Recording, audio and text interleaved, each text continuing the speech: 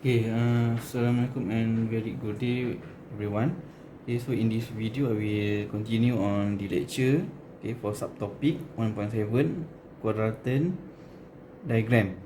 Okay, so this is we call quadrant for quadrant of motor. Okay, in electrical we always say about for quadrant in motor lah. Okay, so this is one of the important characteristic or information that you have to know in order to design the drive system. Okay, so firstly, let me introduce what is component that we have to know, okay, in four quadrant system or diagram. Okay, so firstly we have, okay, motor. Okay, motor. So this is okay, just focus on motor. Okay, motor. And then we have speed. Okay, the direction of speed, the direction of motor speed, motor torque, and then the direction of load torque, and then this is load, and we have the direction of power flow. Okay, so this is the axis for speed. Okay, speed, and then this is axis for torque lah. Okay, so that is component and parameter that we're going to discuss, okay, about four quadrant electrical drive system. Okay, so so you have to know that, okay, motor operate in two modes. Okay, ada dua modes. Okay, either motoring or braking. So either motoring or braking, or sometimes we call generating. Okay, so for motoring, okay, it further divide either forward motoring or reverse motoring.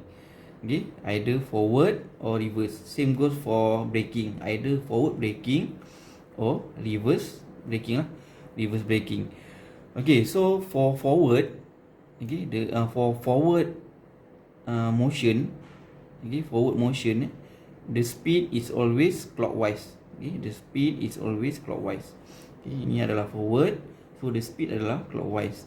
And then for reverse, dia akan anti clockwise lah. For reverse motoring ataupun reverse braking, okay, dia akan anti clockwise.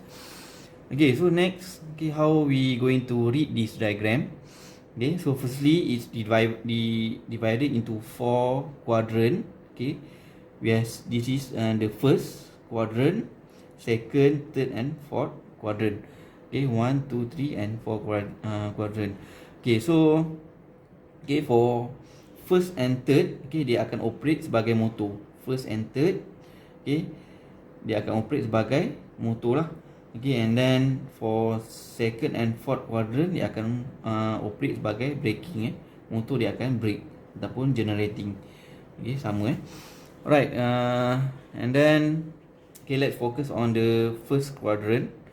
Okay, so the parameter that we're going to discuss is about the speed of the motor, okay, torque for the motor, and then torque for the load, and lastly the direction of power flow diagram. Okay, so as I mentioned earlier, for forward motoring, okay, first quadrant is forward motoring. Okay, because of this is the forward, so the direction for motor is clockwise lah.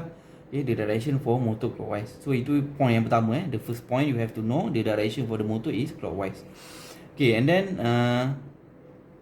okay, the direction for torque motor, okay, the direction for the torque of the motor, which is Tm ni, okay, dia akan for motor dia akan always same direction with the speed of the motor. Okay, motoring, the speed and the torque for the motor dia akan sama. Okay, so yang ni pun motor juga, the speed and the torque of the direction of the torque and speed is similar, the direction dia sama. Okay, why? Okay, because of dia nak support, okay, dia nak support the motion of the motor. Okay, torque ni dia akan support the motion of the motor. Okay, different with torque for the load. Okay, torque for the load ni dia akan oppose, dia akan berlawanan dengan the speed of the motor. Okay, ni ada apply sikit the physics concept. Okay, for example, when you push box, okay, actually box tu dia akan try to dia akan try to oppose balik lah. Dia akan melawan dia, apa yang kita tolak dia akan melawan balik. Okay, same goes untuk this one. Okay, motor ni dia try to rotate the load, okay, to move the load, okay, but the load dia try to ni lah, dia akan try to oppose balik the direction. So itu adalah untuk motoring Okay, so itu adalah TL, the relationship between TL, TM dan omega. Okay, and then next one is the power flow. Okay, because of ni adalah motoring, so dia akan, di motor ni dia akan deliver power to the load. Okay, motor will deliver power to the load. Right, so yang itulah point yang kamu kena tahu for fault quadrant ni. Okay, speed of the motor, torque for the motor, and then load, torque load for the torque for the load, and then the direction of power flow. Okay, either from the motor to the load ataupun daripada load kepada motor. Okay, so let's move on the second quadrant, which is forward braking. Okay, so remember, okay, kenapa dia forward? Because of the direction of the motor is clockwise. Okay, so that's why lah dia forward. Okay, so kenapa dia braking? Okay, kenapa dia braking? Because of the direction for speed and torque for the motor adalah berbeza. Okay, the direction for speed and torque ni adalah berlawanan. Okay, the torque, it try to stop the direction for the motor. Okay, they try to stop the motion of the motor. So dia akan berlawanan lah. So akan motor ni akan stop. Okay, and then the direction of power is come from load to the motor. So that's why lah kat sini bila motor ni dia receive power daripada load ni, so dia, okay, sometimes kita panggil dia generating. Okay, sometimes kita panggil dia generating. And then the direction of TL ni dia akan sama dengan the direction of speed. Okay, sebab dia nak support motor ni untuk stop. Okay, untuk this one, torque untuk motor ni dia akan support speed motor, the direction of speed motor. Okay, untuk rotate. But for this one, yang load ni dia akan support the direction of motor, okay, untuk stop. Okay, so next for the third quadrant. Okay, once again dia adalah motor. Okay, but for this one dia adalah reverse motoring. Okay, kenapa reverse? Because of the direction of motor is anti-clockwise. Okay, the direction of motor is anti-clockwise. And then once again for motoring, TM akan sama direction dengan speed of motor, because of dia nak support the motion of the motor. And then the power flow is, okay, from motor to the load. Dia deliver power daripada motor kepada load. And then sama juga, yang ni sama je konsep fizik tadi, bila kita nak movekan load tu, okay, actually load tu dia akan try to oppose, dia akan try to resist, okay, the direction. So that's why lah torque ni berbeza arah ataupun different direction with the motor. Okay, and lastly for fourth quadrant is reverse braking. Okay, reverse braking. So firstly, why reverse? The direction of speed is in anti-clockwise. And then braking, okay, 2 points you have to know kenapa braking. The direction of power flow, and then the direction of torque. Okay, the direction of torque ni dia akan, torque of motor dia akan different, dia akan oppose direction of speed. Okay, sebab dia try to stop the motor. But for load ni dia akan support the direction of motor, okay, untuk stopkan motor. Okay, so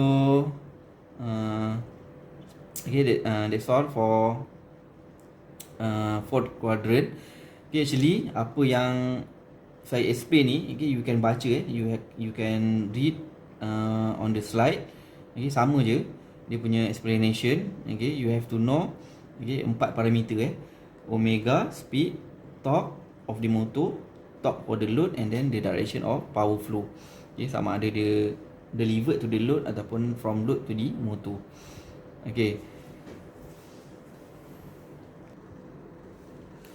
so next, okay, this is the last part for chapter 1, which is advantages of using electrical drive. Okay, so the first one is flexible control characteristic.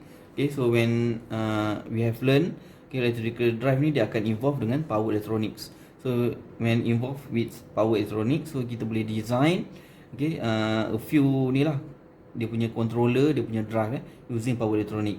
Okay, and then the second point is available in wide range of torque, speed and power. Okay, so because of we can control okay, the parameter, we can design the power the parameter, so kita boleh ni lah okay, design the range of torque, the range of speed and the range of power. Okay, and then for number 3, do not pollute the environment. Okay, because of yang ni they just focus on electrical drive. So electrical drive ni they just involve okay, electronics. So bila involve electronics, memang okay, we save the environment lah. Okay, dia tak pollute kan environment. Okay, and then for fourth point is can operate in all the 4 quadrants of speed, torque, characteristic. Okay, so bila kita boleh design dia punya torque, speed and power, okay, so kita boleh possibility untuk kita design untuk keempat-empat ni boleh okay, keempat-empat quadrant ni kita boleh design. So kalau motor yang tak ada electrical drive, okay, sometimes that motor dia just boleh operate sama ada forward motoring ataupun forward braking, reverse braking ataupun combination between first and second quadrant. Dia tak boleh keempat-empat so itulah advantages using electrical drive. Okay, sama juga number 5 ni, adaptable to almost any operating condition. Okay, samalah dia boleh operate any 4 quadrant tu. Okay, and lastly is high efficiency, okay, low no load losses and considerable short time overloading capability. Okay, so yang short time consider ni adalah you refer balik dia punya okay, characteristic of stability tu. Okay, bila dia ada perubahan sama ada in term of load, okay, dia boleh kereta cepat dia boleh back to steady state dengan cepat lah. Okay, because of we use power electronic. So power electronic is very important okay, dalam electrical right. So that's all for chapter 1.